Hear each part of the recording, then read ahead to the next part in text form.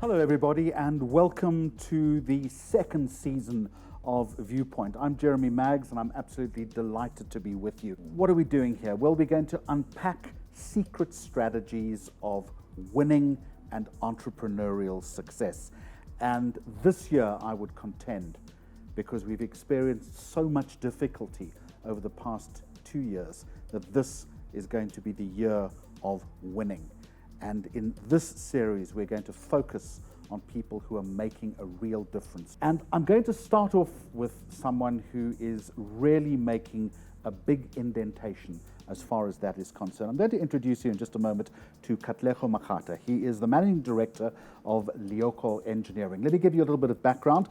It's a growing, and when we talk about growing, it really is growing, multidisciplinary engineering and project development and management organization specializing in mining, infrastructure, aviation, and heavy industries. I know he has a fascinating story to tell us, and I'm looking forward to talking to him. So, Katlego, a very warm welcome to Viewpoint. Before we start talking about winning strategies, I want to find out a little bit about you and your entrepreneurial journey. When did you decide to embark on this project that is now Lioko? Thank you, Jeremy. It's wonderful to be on your show. My journey really started way before Lioko was established. I've been dabbling and thinking about the entrepreneurship journey for quite a long time. But with the skill set that I acquired at work after my 15, 20 years worth of working, we realized that the space was there for skill sets similar to ours. And around about 2013, the company was established, but it really only got going at the end of 2016. Quite an interesting start since I resigned at the end of November, which wasn't the smartest of time to leave work. So the hell of December, I was sitting around and thinking, what the hell did I just get myself into? What have I done? What have I just done? So the journey was quite interesting. Didn't really have much of a business plan as a traditional business should be established. I knew that we had it in us to make it work. So it was in here as much as on paper. It was much more in the heart and believing in what I had to offer. I want to talk a little later about harnessing skill sets, because that is critical. But give me a little bit of context, if you can. What would we know you for? What are some of the projects that you and your company have worked on? Okay. So I myself am a mechanical engineer. I've really worked on large mega projects in the mineral processing space, where we built platinum plants for a variety of clients. Now, with that skill set, transferred it into what would be what I call building myself an asset of value. This is us now saying, we're going to take the skill set and try and translate it into something that will build a wealth-generating entity. I like that phrase, asset of value. Let's tease that out a little bit. When did you know that you had become an asset of value or are becoming an asset of value? When your clients understand and realize that you're here to stay? The moment your client calls you up for advice and assistance and even runs ideas past you, then you know you've got much more value to add than just the average, say for example, service provider. I think in my company journey, that started to turn around about the middle of 2017, where we were pitching at a mine client for one aspect of the job, and they said, no, your skill set is more suited to help us in this area of the project. And that really kickstarted the journey. We started off on a mega project, took over key resources. We are looking after all the engineering on a large 10 billion rand project, on an underground expansion project out in Palaboro. You said to me a moment or two ago that there wasn't much of a business plan, that it was more in the heart. But I would suggest to you that even if it wasn't written down on paper or on a spreadsheet somewhere, there was an element of design and planning. Whether it started maybe even 10, 15 years ago, the germ of the idea was there. How important is that for an entrepreneur? I think the planning is essential. You need to align your skill set with what you want to offer. You need to stay in your lane, as the saying goes. Hence, I always try and advise that for any entrepreneur, you must make sure you hone your skills in the first 10, 12, 15 years of life. And then only then you can embark on the entrepreneurship journey. So in terms of planning, you're quite right. Perhaps it wasn't written down, but my skill set said, you are an engineer who will provide project engineering services in the mining sector. It was something that I love doing. In fact, if I have to be reincarnated, I would do the same job again. And if you follow your passion and aligns with the skill set, I think you've got a winning formula. When you talk about honing skills for an entrepreneur, it's not just about the skills specific to your discipline, it's also about understanding the broader business paradigm. Am I right? Correct. Was that a struggle for you? I think I've had a love for business. I've had a love for especially numbers, investment and accounting side of business, although I am an engineer. So that really started off perhaps 5 years into my working life, where I started to ask myself, what is business? What makes it tick? When I wake up and I just feel like I make a difference in people's lives, especially when you see the growth in those individuals as the journey goes. Katlego, I always get very nervous when people use the word strategy with me.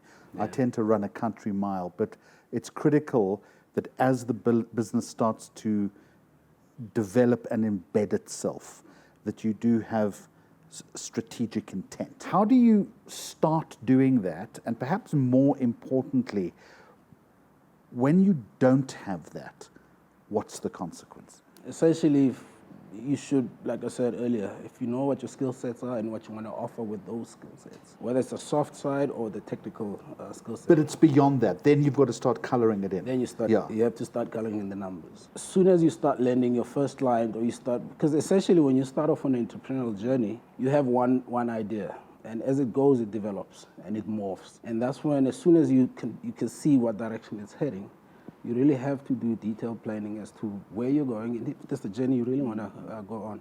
Essentially, an entrepreneur is, at the beginning, you're more of an opportunist.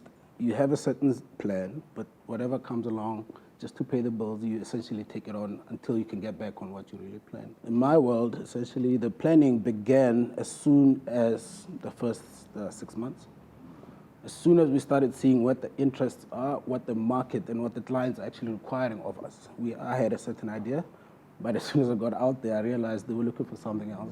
And you start. Was there a huge disconnect? This is such an important issue that you raise, is that you've got one idea and you think this is going to be it, and yet it's going to change. And I think maybe the message you want to give entrepreneurs today is don't be afraid when that happens. Yes. Is that deviation from the path of original intent is probably a good thing and inevitable. It's inevitable. At the end of the day, you are servicing somebody who needs your services, right? In my personal journey, the deviation wasn't so drastic. We remained in the space that we wanted to be in, except the offerings started to adapt a little bit to the client's needs. Where I used to serve large capital projects in the likes of 4 billion rands, now you're servicing smaller clients with different needs. I didn't know those needs. We didn't really understand those needs. And we started to adapt our business plan to adjust to that. But it's all rooted, as we've agreed, on planning at some point. If you're not planning properly, what impact then, and this was the second question to you, what impact can that have on implementation? To answer your second question, if you don't plan, you are going to fail. You'll be very lucky to jump into a project without planning and actually pull it off, no matter how small it is. In fact, what we've discovered is the smaller the opportunity where you think planning is not really important in this instant, that's when you really have to sit down and ask yourself, what do I do, and every step of the way have an excellent plan for. You don't do that, you might end up just misaligning your service with the needs of the client, and that costs you more money and time and reputation, which is a bigger damage to your business. What about time in all of this? Entrepreneurs often don't think long term. It's a short term environment that you're working in. How important is it to be thinking beyond the short termism? Asset of value. You must build your business such that it survives you. Your business must not need you to be there to run. So from day one, I would advise that anybody that starts any business, for long-term sustainability, ensure that it can survive you. Make sure you've got systems that you build from day one. If you've got a procurement element in your company, it shouldn't need the founder or the director to be part of that process every step of the way. You shouldn't have to be sitting there reading every single document and understanding what needs to be done within the process. So it's trust in the system that you've implemented properly, but also trust in the people that are working for you. Trust is a big thing, and the systems can help with that. Also can be a hindrance to progress. And that is the fine balance that every entrepreneur must start striking in every business. What's really important for the entrepreneur is to understand when in any process in your business, you need to be part of that process. And also, the big thing you need to have is a feedback mechanism to see, is the process working? And where can you adjust it so that it's more efficient for your size and for kind of operation you are running? At the beginning of this conversation, we spoke about skill sets, and I need to come back to that because it's absolutely critical. Once you've built the organization to a level, I'm assuming then that you've got to be smart enough to be looking for different, multiple, and complementing skill sets. Not always easy to do. What's the advice? Sure, that's been it's an ongoing challenge that we are facing. The advice there is do not look for skill sets that match yours. It's an easy and comfort zone of us to say, if I'm a mechanical engineer, I need somebody who's in the same field. Look for a dissenting voice. You need a certain personality that can look at people, because you're not only looking for your hard skills, you're also looking for people who fit in the values of your company. I'm glad that you used that phrase, dissenting voices, because dissenting voices within a safe environment in any organization is a good thing. You don't want yes people surrounding you, but also it is predicated on you being an exemplary manager. You've got to be able to manage that dynamic. Not always easy. No, it's quite difficult. I mean, I'd classify my management style as inclusive. But also inclusive doesn't mean you take on every opinion and you accept and you agree with everybody. But you've got to have somebody that says, I don't think this is the right way to go. And more often than not, it makes me also, it makes one as a leader start to question your own strategy or the direction in which you would try to take the organization. Which is good. Which is good. Because now you're looking at things from a different angle. Good, yeah. Annoying. I think being challenged is also not... I think as a leader, you always want to be right. But I think different views will add a lot of value to where you're going as a company.